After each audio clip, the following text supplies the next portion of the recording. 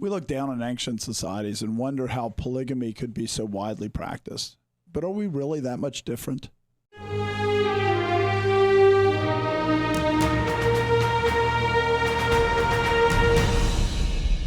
Welcome to The Conquering Truth. I'm Dan Horn. I'm Jonathan Sides. I'm Charles Churchill. And I'm Joshua Horn.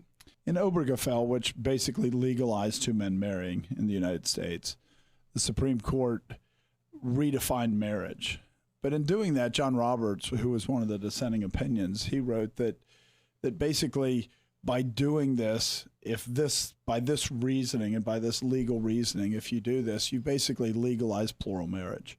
That you can't say that if two men can marry, why can't one man marry two wives? And in Hollywood immediately took up after this and started to put television shows like Sister Wives where they were kind of promoting polygamy. But don't we already basically accept polygamy in our society if we use a biblical definition?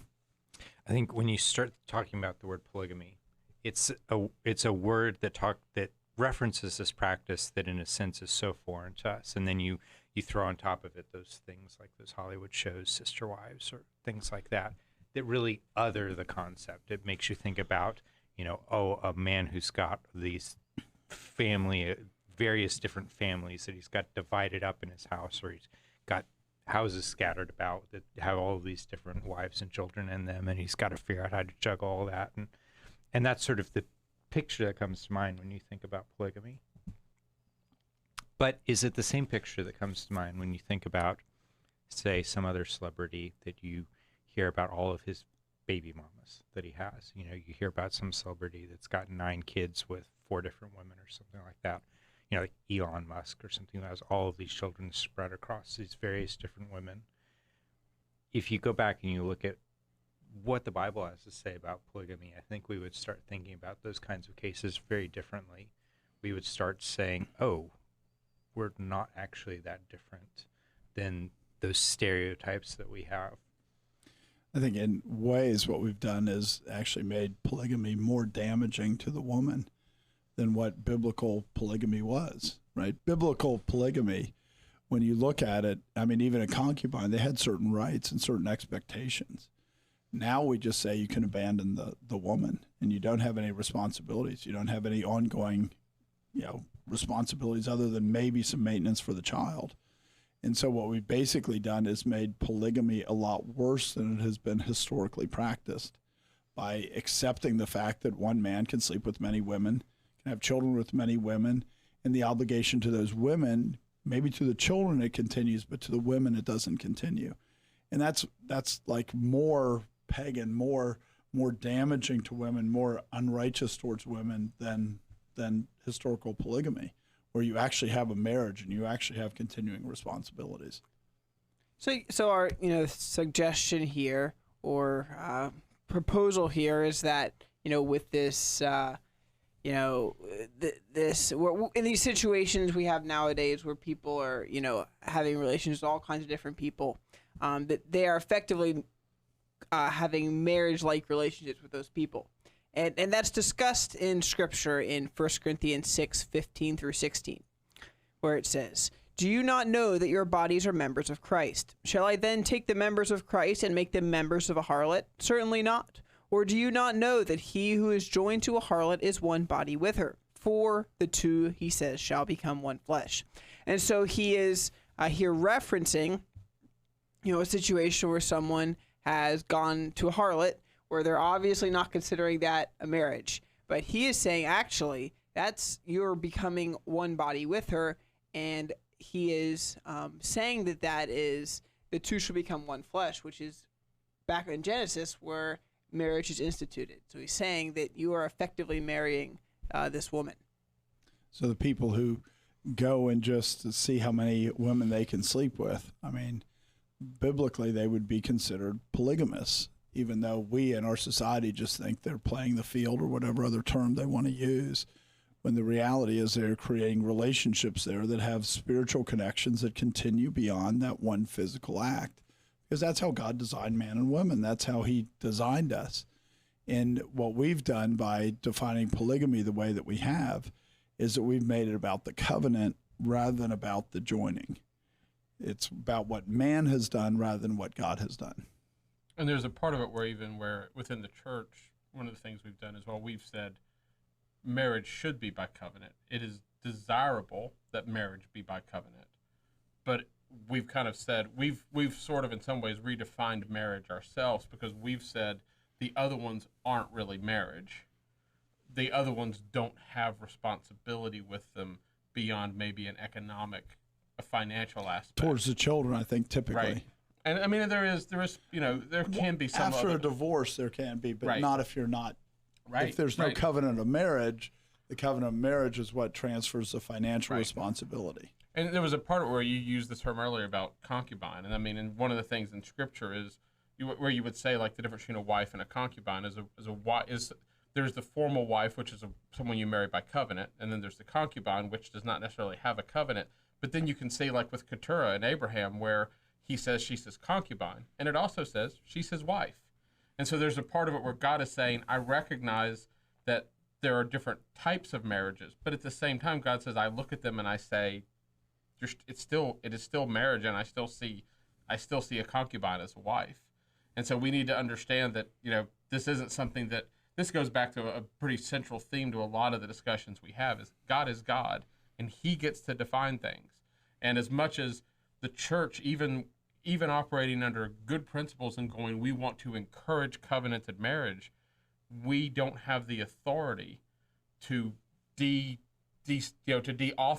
the actions of man and to say that man does not have obligation when God says he does. And I mean, you look at the picture of Ruth, right? When Ruth goes into Boaz, which Boaz is a picture of Christ there, and Ruth goes into Boaz and uncovers his feet. She is basically saying, I want to be your wife, whether by covenant or not. Right. I mean, you look at Naomi's advice to her. Naomi's like, you go to him and you say, do with me what you will. I mean, it is, I am putting myself in your power.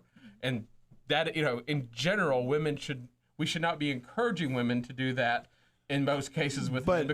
But Naomi is going, he is a righteous man so Right. that you can do it.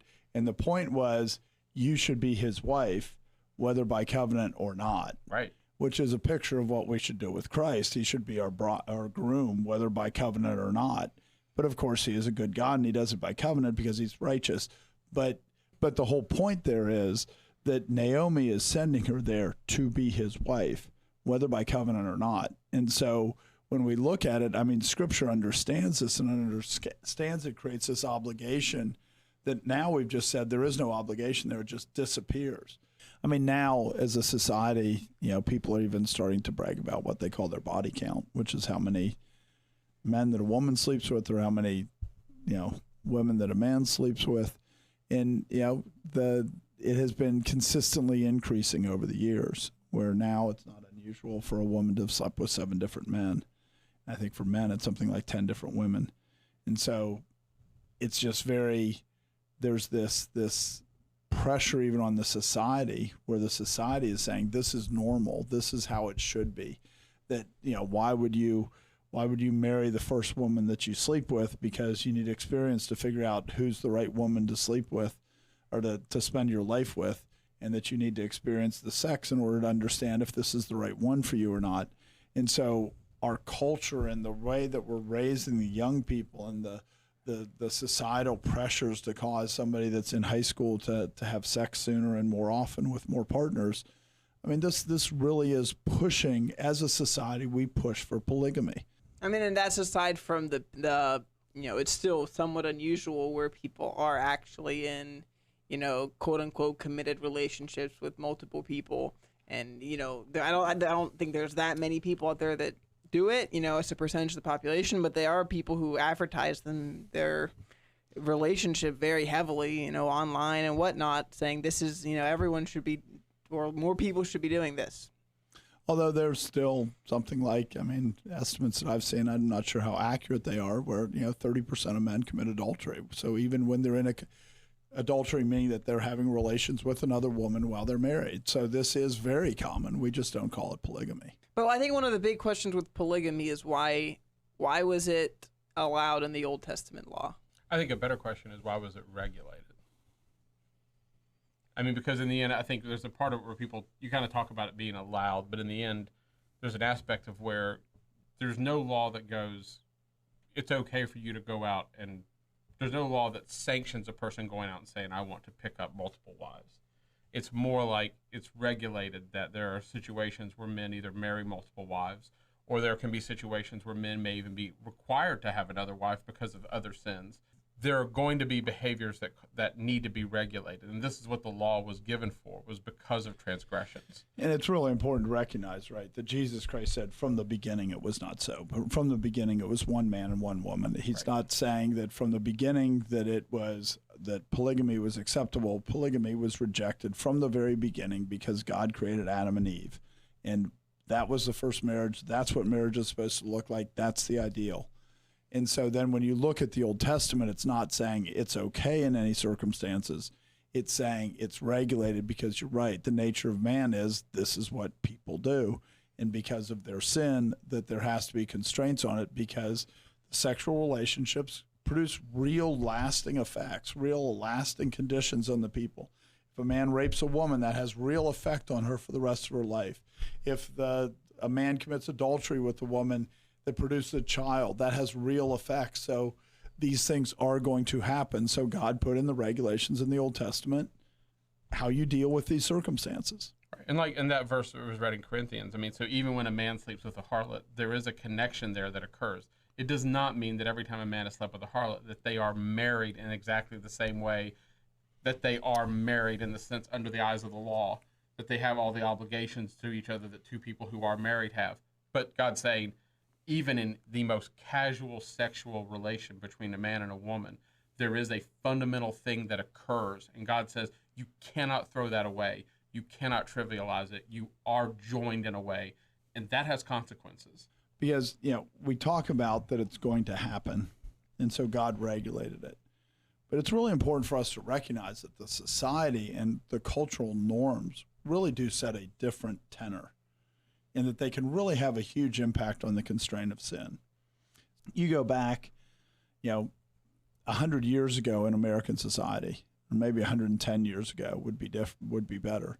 But you go back and there was a real different constraint in the society. And it doesn't mean that nobody slept around. They did. But the percentage of people that were doing it were a lot different. The fact that everybody looked at a woman that was sleeping around and considered her to be, a slut, considered her to be, damaged goods, that had a real effect on constraining a lot of the other women. And then you have like the Roaring 20s. In the Roaring 20s, that wasn't the attitude. And all of a sudden you have a lot more of casual sex. And then you have the 30s and the 40s, and it goes up and down depending on how the society views it and the sexual mores of the society. And so we shouldn't also just kind of go, well, it's going to happen, so you have to regulate it. The reality is a society can set what the expectation is of the society and really have a big difference or big impact on it. And it's very easy to ignore that, because we've looked at what's happened in the 60s where there was an explosion of it. In the 70s, the 80s, there wasn't constraint of it. We have television come in, which sexualizes everything and tries to increase the libido about everything. And so there's been a real drive that's been consistent. But even if you look in previous decades before that, it would go up and down depending on how society was looking at it. And so we shouldn't just go, well, it's going to happen. We should also go, depending on how the society is viewing it, how the parents are teaching their children, how people treat people who are having sexual relations with many people, that has a big impact on how widespread it is. Right. When you say it's going to happen, it may occur, but it's not going to happen in the sense you go, there's nothing you can do about it. It's just going to happen. You can even look at this even in today's culture, in today's society. If you travel to somewhere like the UAE and you get off the plane there, they don't allow you to kiss in public. And so you can have someone who is very, very openly sexual. They travel there. Their behavior will be different in that area because they don't want to be arrested. They don't want to have fines. And so there's this part of it where, it's really easy to go, you can't control people's behaviors. People will do whatever they want. No, that's just not true. People are very flexible. And so there's a part of it where there have been times in history where if you had an affair, you'd lose your job. There have been times if you had an affair, it would cost you greatly. And there were lots of people who they literally didn't have an affair, they put boundaries in their life. They put protections around themselves to keep them away from things because the social cost was too high. And we've just pretended like that's just not true. And you know, we're products of the culture that we live in at least a very significant part of how we think. And so we look at things and think they're normal, and then think that the way that it was handled in other societies, or even handled in the law that God gave to the nation of Israel, and say that, well, those were obviously worse than how we handle it now. Like, you know, now you have rampant divorce, and we think, well, that's unfortunate, but at least we don't have rampant polygamy. Well, you know, how can we say that the one that we came up with is better than the system that God came up with? And even when God says, what God has joined together, let no man put asunder, there's points where God goes, you can say you're divorced, and I say I consider you to still be married, right? I mean, the fact that you walked in front of someone and he says, I've separated you, and God goes, no, this is not something you're allowed to divorce over. We just need to understand that man thinks we have the authority to do what we want, and God says you don't. I mean, you remember why John the Baptist was killed is because he's got this feud with Herod over the lawfulness of Herod's marriage. Right. I mean, and Herod is married, and John says it is not lawful for you to have your brother's wife. And he died for it. Right. And I do think it's worthwhile going back to the specific example that Joshua just used, which is the way it works now, right? As a man is married, he then finds a woman that he commits an affair with. And then in order to marry her, he divorces his first wife. He gets rid of his connection with his children. He breaks all that off. And then he marries the other woman.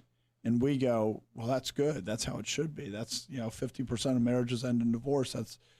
But consider that compared to how polygamous societies do it, where, well, he's married to her, and now he's married to a second wife. She's not going to be happy about it, but her children still have a father. They're still in the same house, or in a house that he's going to. She still has certain rights. The adulterous woman that was committing adultery with him, she has rights. But if you look at it and you look at the damage done, it seems to me that regulation in general is going to be less damaging to the children in particular than the way we have it now. And we want to look and say we're modern and we know how to do it. And you look at God's law, and God's law would say they take a second wife. But they can't reduce the inheritance of the first wife, the hated wife, right? The Bible even says very specifically, you can't disinherit the child of a hated wife. And so, God regulated in such a way that's protecting the children and the first wife a lot better than our system, which basically just goes, you have to get rid of her. When polygamy is discussed, it's often talked about that it's regulated, not endorsed, which is true, but it's easy to take that too far and to say that, well, God couldn't do anything about it. Polygamy was there, so he just had to deal with it. Instead of saying that, well, you look at all the other things that were common in society, sacrificing children to idols, high places worshiping false gods. Here's a whole list of things that were wicked, and God said these are abominations, you may not do them. And there's no provision, there's no regulation of here's how you can only sacrifice one of your children to Molech. That's all we'll allow. You can have one high place per town. No, not all of that, despite the fact that they still did a lot of those things. But all of that was illegal under God's law. But this is different in that, not that it is right, not that you can be sinless and be a polygamist, but that that it was a chosen solution for particular purposes to deal with sin. And so, I do think that the reason that God deals with the sexual relations so differently than he does, like the example you used of sacrificing a child to Moloch, has to do with the fact that it ties to the gospel, because the picture of marriage is the picture of the gospel. And because it is the picture of the gospel, God allows other things to be regulated, to be in society, so people see how the gospel is distorted and perverted. And so to see how things that are not acceptable to God happen all the time in the spiritual realm. For instance, you marry Christ, you become a believer, quote unquote. You make a profession of faith, you get baptized, you join a church, you're attending church regularly, but yet every Sunday afternoon you go work because you also love money and you desire to have money, and you say, I can't rest because I have to work 7 days a week. Well, that's the same as a polygamist, right? Spiritually, that is a polygamist. You're choosing two gods. And you say, I'm married to Christ, but I can also marry another one. And so God puts the physical picture of polygamy in the world because it is so common in the spiritual realm, so that we can see it and we can see the evil of it by having it regulated in the world, as opposed to just being put out of the world. Like, it's very obvious when you murder somebody that is destroying God's image, and that's wrong. But the different ways that marriages get perverted, God points to those throughout the scripture going, yeah, this is how you're treating me. I'm your husband, and this is how you're treating me. And so God keeps all those pictures around and regulates them, and it's sin and it's all those other things, but that we can see the physical sin so we can understand the spiritual equivalent of that physical sin. When you look at the way that polygamy is regulated, you can see cases there where an individual man is obviously in sin, and yet there's a way that sin is, the way that God uses that is still to give a picture of the gospel. For example, you have Solomon, who has 700 wives. He's got 300 concubines. He has 1,000 women from all of the nations of the earth. 1 Kings 11, 1-3. But King Solomon loved many foreign women, as well as the daughter of Pharaoh, women of the Moabites, Ammonites, Edomites, Sidonians, and Hittites, from the nations of whom the Lord had said to the children of Israel, you shall not intermarry with them, nor they with you. Surely they will turn away your heart after their gods. Solomon clung to these in love, and he had 700 wives, princesses, and 300 concubines, and his wives turned away his heart. So there's this tension there where God had told the kings of Israel their things are not supposed to multiply, horses, money, and wives. And Solomon has much of all of these. And the reasons are you don't want them to draw your heart away. You don't want these wives to draw your heart away to serve other gods. So in that human sense, what he did was wrong, and it cost him dearly. It ended up causing the nation to divide in the next generation. But on the other hand, Solomon he's the son of David, and this is a picture of Christ, who Christ's bride is from all the nations of the world. And so there's a way that you can look at what Solomon is doing and say, okay, I can see a picture of Christ there. There's some twisting and distorting because Solomon had to marry 1,000 different women in order for me to see that picture, whereas Christ's bride is this conglomerate. It's one unified bride, but from many different people. And even Solomon's insufficiency is a picture of the contrast of Christ versus man, right? I mean, Jesus Christ is taking, and he's purifying all of them. Jesus Christ's heart isn't going to be pulled away by his bride. He's going to purify his bride. Solomon could not purify all these women. He could not. And so, I mean, even that contrast is a picture of the greatness of Jesus. How Solomon could never fulfill the prophecy that was given to David's kingdom. Jesus Christ is the fulfillment of it. And so you even see that contrast in how that plays out. And you see the picture of fruitfulness from it. You see all these other things and all the children that he has. But I mean, and it's worth reading Revelation 5, verses 9-10. And they sang a new song saying, you are worthy to take the scroll and to open its seals. For you were slain and have redeemed us to God by your blood out of every tribe and tongue and people and nation, and have made us kings and priests to our God, and we shall reign on the earth. And so with Solomon, the wives took his heart. With Christ, he does exactly the opposite. He joins us into his kingdom. He joins us as his priest. He joins us to God as opposed to being taken away. But throughout Scripture, we see this picture of marriage where marriage is taking away, right? I mean, you see with Balak and all that events where they then send in their women and the women take the hearts of the men away. And so you see over and over again throughout the history of Israel in the Old Testament how this is, and yes, it is the man whose heart's being taken away, but you see it, the picture of it being taken away from God by these women and by things of the world, and that God uses that as a picture of idolatry. So So we have to see both of those in there. We should see ourselves as the ones that can go so easily distracted into love of things of the world away from God.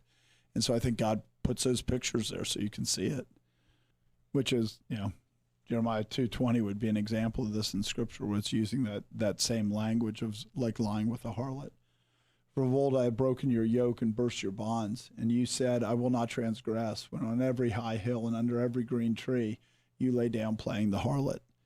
And so as the church, we can play the harlot, we can play the man that chases after somebody else when we are supposed to have been married another, and God regulates all these things so that we can see spiritual realities in the physical things around us. And so when we look at how polygamy is regulated in the Old Testament, the details are important. The details are worth discussing here. And so let's read a few verses from Deuteronomy 22, verses 23 through 24. If a young woman who is a virgin is betrothed to a husband, and a man finds her in the city and lies with her, then you shall bring them both out to the gate of that city, and you shall stone them to death with stones. The young woman, because she did not cry out in the city, and the man, because he humbled his neighbor's wife. So you shall put away the evil from among you. So this is, there's some particular, this is describing people in a very particular category, where you have a man, his marital status is unmentioned, and you have a woman who is betrothed. And I believe this would also apply to someone who's married. So she's betrothed, even though the marriage isn't brought to a fulfillment, she is considered as already married to someone else. Which is, kind of to step back a little bit, this is part of the complication, right? Because the marriage, the consummation of the marriage is the creating of the physical bond. That is part of being married, that you can do that without the covenant, but the covenant also causes you to enter into marriage. So betrothal is where you've entered into covenant and you're considered married even though it hasn't been consummated. So even God in his wisdom is defining marriage and saying that there's marriage, but there's different kinds of marriages, in the sense that the covenant is already entering into marriage, but you can just sleep with a woman, and that enters into a covenant of marriage as well. And so, all marriages aren't the same marriages. And so when he talks about, the wife by covenant of your youth, like in Malachi, that's clearly different than sleeping with one, but that still makes her your wife. So, in this particular case, what's going on, what's really important to note is that the reason that they are put to death is because the woman is married, effectively. The men's marital status in this is irrelevant. It's not mentioned. It's the fact that the woman's married and that it's not a rape. Also, it's assumed that she has some culpability. But the man gets put to death regardless. Yes, he gets put to death as well. So, and regardless, meaning in the sense of literally, this is the level of protection that was put on marriage. Was if someone is betrothed, someone else can't go and say, I'm going to seduce this woman who's betrothed. Betrothal marriage was that level of protected. And we have these ideas of like alienation of affection laws that have existed, which are kind of remnants of this idea here. Was that if a man goes and seduces a married woman, he could be prosecuted for alienation of affection, because he has a right to respect the fact that this other person is married. And today we go, well, what's fair? It's fair game. If you can get her to come to you, then you get her to come to you. And this is part of this was it was a foundational block of society, that marriage created societal structure. It created stability. It created, and it pointed to things of God and pointed to things that God had established. And so, this isn't like a minor thing. These are really basic fundamental blocks of kind of justice and culture and how you think about the sanctity of what God has established. And it basically is defining the importance of family, and the importance of the family structure being the structure from which the church is built, from which the society is built, that it's where children are trained, it's where honor is taught, it's where all these things are created. And if you allow that to be undermined, then that causes all kinds of other destruction in society. So God is regulating that because that is how he protects society. And what we've sort of said as we go, all that matters is the individual's happiness. Right, and even where you said, like the alienation of affection, I mean, think how weak that is compared to a man going and seducing a woman who is engaged to be married, which is basically betrothal, where it should be done more strongly with an oath, with a covenant, but yet at the same time, we go, well, we'll charge you a fine because you alienated affection, rather than being put to death, which is what the Bible says is the proper judgment. Right. It's putting the importance of marriage on a whole different scale than where God would put it. So that particular passage isn't exactly about polygamy, but it's a relevant stepping stone to what comes up just a few verses later. So you jump to Deuteronomy 22, verses 28 to 29, you see this. If a man finds a young woman who is a virgin, who is not betrothed, and he seizes her and lies with her, and they are found out, then the man who lay with her shall give the young woman's father 50 shekels of silver, and she shall be his wife, because he has humbled her. He shall not be permitted to divorce her all his days. So why do we, again, polygamy is nowhere used in this particular context, but notice what's not mentioned at all is the man who seizes the woman and lies with her, his marital state isn't mentioned. He could be a married man. This could be a married man who has decided that, he's just going to seize this woman, and then all of a sudden he loses a lot of power in what happens next. And it's important too. There are other verses. Again, this is case law, and so there's not a requirement. The father does not have to allow him to marry her, but if he does, there's a financial payment, and then there is in his marriage there is restriction on his ability to end that marriage, and so and you should think about how this would really shape a society as well. I remember when I read this a long time ago, one of my first thoughts was, imagine a powerful senator who seduces an intern, and all of a sudden he has to marry that intern, and he can't divorce her for the rest of his days. That starts to be something that, would that have slowed Bill Clinton down? Would that have slowed, would that have caused them to be slower in their actions if they said, the society around me views my actions toward this person so seriously that they might require me to marry her? And you can imagine a father who looks at a daughter and goes, she's been trying to get, this is what my daughter's, she's wanted a politician husband for years. She's wanted something like this. This is a good arrangement for her. They could have somebody else who goes, I absolutely don't want my daughter to be in this situation. It starts to create lots of complexity that could be involved here. But it's very clear that, it views the father as having authority over the daughter. It views the society as having an expectation that marriage, that sexual relationship be treated as very serious.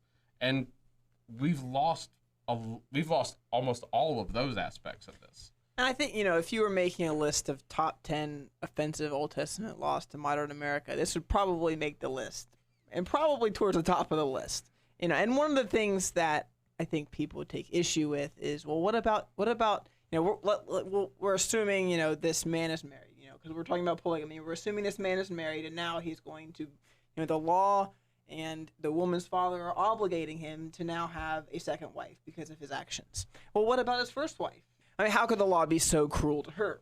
What it's doing to her, now she has to live with this other woman for the rest of her life. And, one of the reasons why, that thought comes to us is because we're pretending like because because he is not being forced into that, legal covenant marriage with this other woman, that therefore his actions don't have consequences and that he doesn't still have to live with that, and that's just not the case. The reality is he was united and made one with her, and that has long-term consequences. It's not like he in modern America, he goes on without consequences, that his marriage is then happy and without a cloud in the sky. That's just not the case. Just imagine the case where if this law were in force right now, the way that it could potentially change sexual relationships. Well, and I want to give a really specific example right now, because there's a very specific example that's in the news today, which is Tara Reid, who made a very credible accusation against Joe Biden. She had contemporary witnesses. Her mother went on a radio show and said that a senator raped her daughter. This at the time, and very credible witnesses. Well, Joe Biden, let's say that it's true, which, like I said, it's a very credible story. Then think how different America would be today in terms of who would be president, in terms of everything, if he was forced to marry her. And you already know, I mean, Joe Biden and Joe Biden's relationship, you know, they committed adultery before they got married. That's very clear from the timeline of their relationship. So when you look at this, I mean, we should just sit back and think, if we were using the biblical law, look how different it would be. Do you really think Joe Biden would have gotten elected president if he had a second wife? And at the same time, let's put in real concrete terms. How much would that affect Joe Biden's relationship with Joe? I'm not sure it would affect much, because I suspect you look at how Jill and Joe interact, and first of all, they both knew that they committed adultery before they were married, so it's not like a shock to her. And so it's really easy to take it out of a context where there are all these other things. There are already marital problems going on. There's already, like Bill and Hillary Clinton, there was already conveniences there. They were there for a political marriage, for political purposes, and him cheating on her, it didn't really bother her very much. That was very clear from the way she responded and the whole bimbo eruption and all that kind of stuff. Those things, I mean, it's really easy to pretend like, oh, this is going to be shocking and change things. But we can think about what happens with politicians today and how much that would just actually change the world and their position of power and their, you know, because it would have a huge impact. I mean, you know, while we're at it, if you imagine Trump with exactly 11 wives or whatever, you know, it would have been really hard for the Christian right to get behind that kind of a man. Right. And I think that we just look at these things and say, how can you do that? How can you do that to the first wife? And we should really be saying, how can you not stop these powerful people from raping? Because you would stop it pretty quick if they had to marry the woman that they raped. Because, and how many people that are intentionally putting their child up there in that position and then they get raped by a senator, a lot of them are going to say, yeah, it's better for her to marry him because of the situation they're in than to do anything else. So it would just create such a huge change in how we're looking at things. But instead we just go, it's okay. Yeah, I mean, like Charles was saying, it would add many layers of complexity to it would add regulation to many layers of complexity that already exist. You know, a woman would have to be a lot more careful about who she married if she didn't want there to be other wives potentially down the road, because, like you said, she has no control over that. Well, right. She does, in a sense, have control at the beginning, where she has the opportunity to either marry this man or not. And there's nothing to say that in this situation where the man sleeps, that the wife can't divorce the husband for immorality. You know what I mean? So, I mean, if she really doesn't want to continue to be married to this person, she really can't. You know, she could also divorce her husband. And so, I mean, it's not like she has to stay trapped in this relationship, because her husband has gone out and he has broken their marriage vows. You know, he has broken their covenant. So, I mean, and you've got ones that didn't come in through covenant. And so, I mean, there's different relationships between There's all these people. complexities that we want to make simple and eliminate the consequences of the complexities, when we're really not eliminating them, we're just making them more unjust. Right. And women get abused. I mean, women, for all that we say that we've created equality for women, we've created a situation where women are much more likely to be abused today, because we pretend like there's no obligation. We pretend like there's no protection. This verse here where it talks about the father having authority, we've denied that, and we've done a huge harm to women, because we've told fathers they have no responsibility, they have no authority. Everything's financial. Everything's financial. You get married, it's financial. As a father, it's financial. You just have to provide financially. But there's more complexity to people than just finances. There's a lot more that needs to be protected, and God's really obvious about what some of those things are. And at the same time, there's also simplicity to it too, which is that you cannot righteously go out and get extra wives. You know, aside from the legality of it, you know, the people who are doing that in Old Testament times, it was wrong, because, you know, Christ is quite clear that from the beginning, you know, it was one man, one woman, and no man put asunder. So that it's very clear that that is how it was set up. You have in the qualifications for deacons, 1 Timothy 3:12. Let deacons be the husbands of one wife, ruling their children and their own houses well. You have the same thing for elders, that they need to be the husband of one wife. So, it is something that has, if they sin in that way, it affects the rest of their life. And it's not something that they can rightly go into. And I do think that what we've done is by changing the terms of these things, like the whole idea of a shotgun wedding, right? I mean, it used to be that it wasn't that long ago that people respected the father's right to say, now you're going to marry her. You slept with her, now you're going to marry her. Or to go, I'm going to drive you off my property. If I ever see your face here again, I'll shoot you. And that wasn't considered abnormal. That was considered a father's right. And we think we made it simpler, but we've actually made it much more complex and much more difficult to deal with. Because one of the things that the Bible does is bring these things into light rather than leaving them in darkness. And now, the tendency of our modern society is to put things in darkness and thinks that solves the problem, when all it does is actually just hides it. And I think it's worth mentioning too, because the fact is, for hundreds of years in Christian countries, or so-called Christian countries, polygamy's been illegal. I think, we should acknowledge that, they were doing that, and they are, perhaps are doing. I'll just say they were doing that because they said that, this is not the way that God created it, and it's our duty to constrain evil, and we're going to constrain this evil that is in our society. And so, we can talk about the way that God set it up, and we can, say that, well, there's a lot of problems in our society around marriage. There's a lot of problems in society around our laws about marriage. But it is important to not reject the fact that despite mistakes that had been made, perhaps, that they were still legitimately trying to constrain legitimate evil. And I think that when you look at the history and you look at how much further advanced that Europe is, especially Western Europe and America is, a lot of it does have to do with constraining this, because it is a real weakness of society when you undermine the family, and the best order of the family is one man and one woman.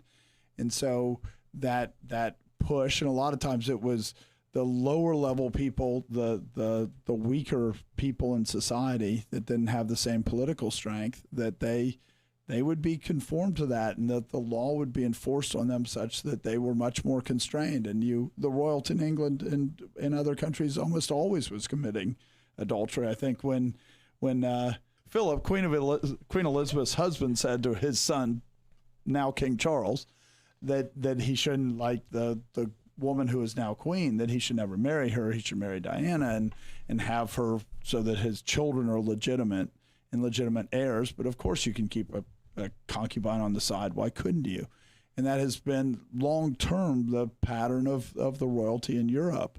But still, at the lower levels, there was definitely the idea that you're supposed to only have one man and one woman, and that created a much stronger society. And we just see that with the rise of materialism and rejection of spiritual things, that it now becomes love is love, and it has to be the ruler of all things. And it's really destroying society. And these things where we look at the Eastern societies where they allow polygamy, and we look at those and we go, how backwards are they? I think a lot of ways where we're rejecting any spiritual aspect to marriage is far more backwards than what we're seeing with the polygamous societies. And so one thing that, having gone to places like Nigeria where, you're dealing with Muslims where having 4 wives is not that uncommon. And you see the church goes there, and I think a lot of times the church has real trouble dealing with polygamy.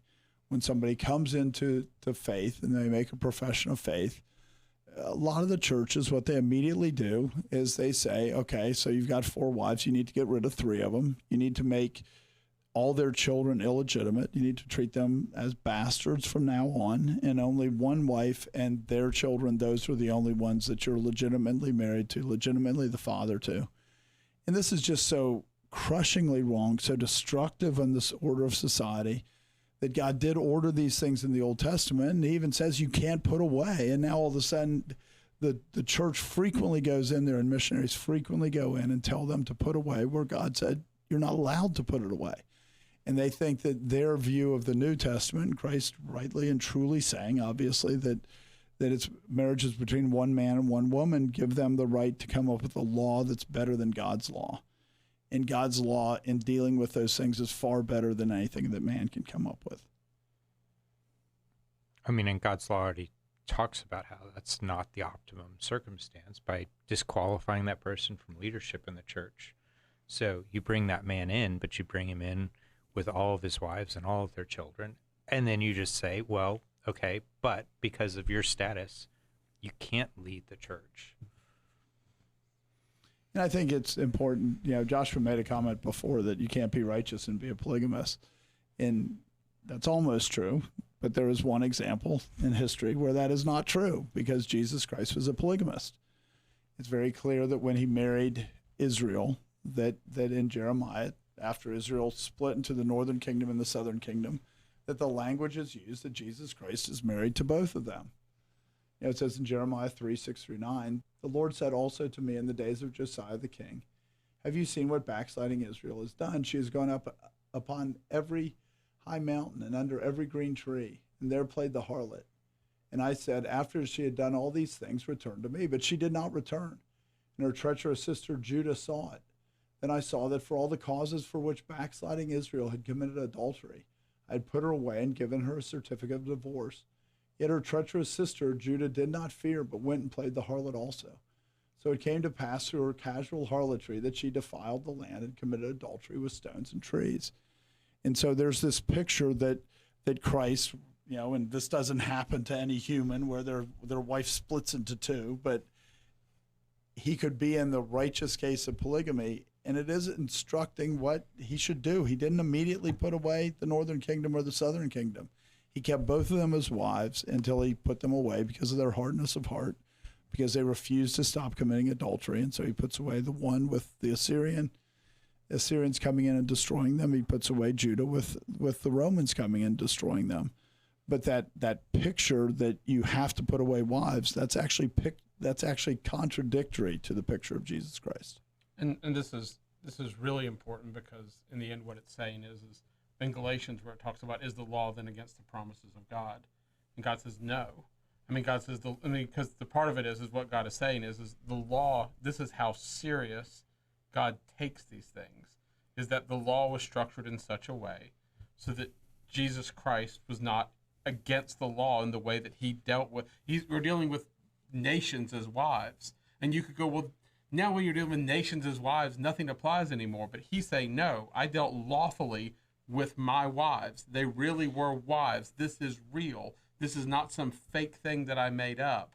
This is righteousness. This is who I am. And it's not this trivial thing. It's important. Right. In Jeremiah 3:1, he quotes the only law in the Old Testament that's about giving a certificate of divorce. So he's clearly tying what happens with human marriage to this picture of being married to nations. You can't separate the two because Jeremiah 3 very clearly does not separate the two. Right. I mean, to me, in a lot of ways, when you see this picture and you see this about Christ, somebody who goes, we shouldn't think about these things in this way. No, that shows how much we should still think about them in this way.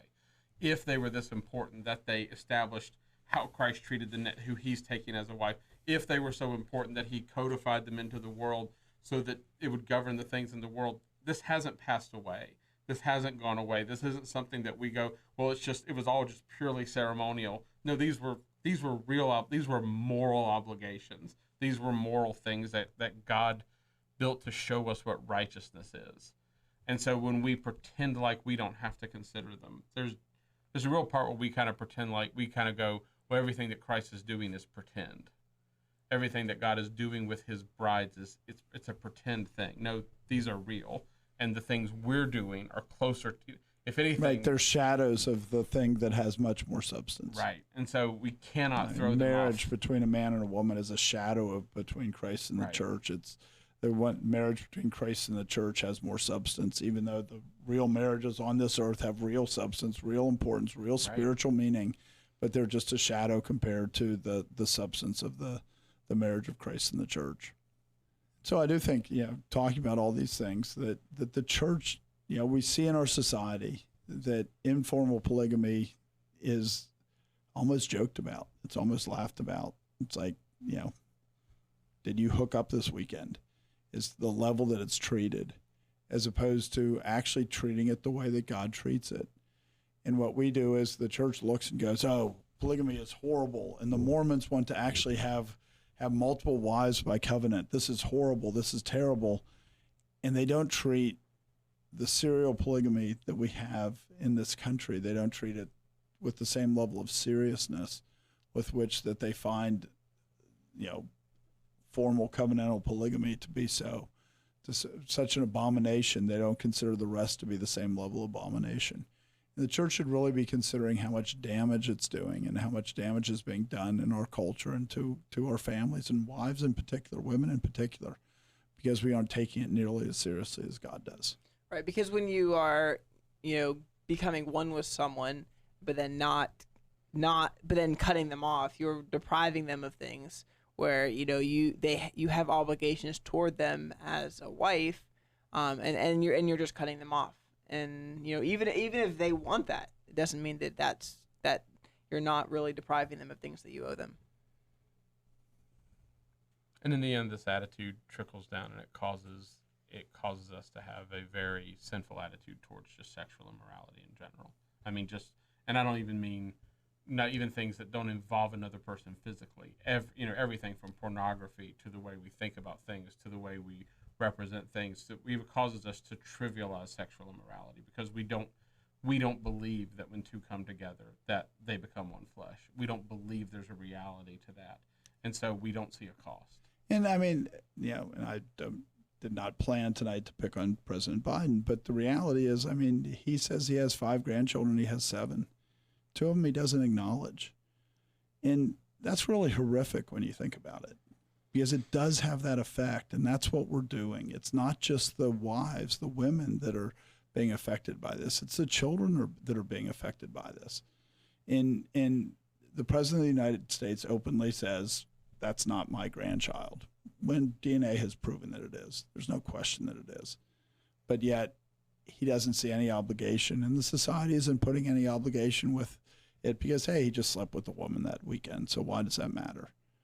As opposed to, no, that creates real changes in society, real changes in the world. And so the fact that we won't even force people to acknowledge their own children and their own grandchildren, I mean, that's a big problem. Or if, whatever forcing is done is monetary, you have to send money. When, to raise a child, how much of that is monetary? And you look at the destruction in inner city because of the percentage of children that are born out of wedlock. And I mean, it's just devastating, and it's devastating in particular communities. And we're just killing off whole groups of people. We're destroying the next generation. We just need to recognize just how, these things have huge consequences, and the church doesn't treat it as having as huge of a consequence as it does. We've been talking about polygamy, and polygamy really starts with the idea that sexual immorality, that sexual urges don't need to be constrained, and that pressure doesn't need to be made, and that they don't need to be made visible when it happens.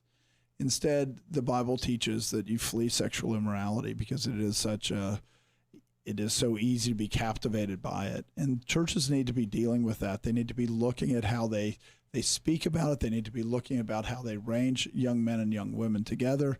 They need to be considering even dating and these other things that all lead to these things that are destroying our society. We just need to be really careful that the church is teaching what God says about these things.